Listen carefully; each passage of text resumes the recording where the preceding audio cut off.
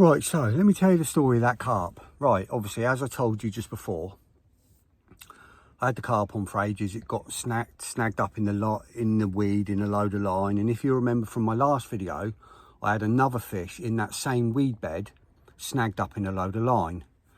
I lost that fish, never got it back, but got my gear back because the bailiff went out in the boat.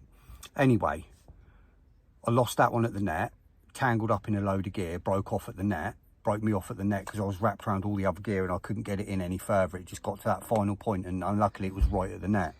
So I thought, right, I'm going to rake. So I put my rake on, I cast out into the weed, bring the rake back, and as soon as I sort of lock into the line, I'm thinking, hang on, it's a bit weird here. So anyway, I bring it in, I bring all the line in, including my line, with the fish still on it. So I net the carp, still got my rig in its mouth and all the line. So then I think, right, what I'm going to do is I'm going to keep raking. So I've just been raking now for about an hour. And this is the result. Look at all that out the weed. What? I think there's six or seven different loads of line there. Hooks, leads, everything. Obviously, I've took the leads off. Well, one of them I've thrown away because it was crap. It was all broke. But look. All that, 6 loads of gear, all that line, still see boilies on the hooks.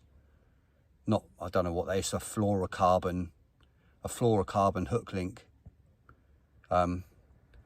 Old ones there, look, old lead clips with old lead hooks and rigs on. All that is what lost me my fish last week. That's what lost me my fish this week, but now it's clear. So now I can re-rig my rods and I continue fishing again. Happy days.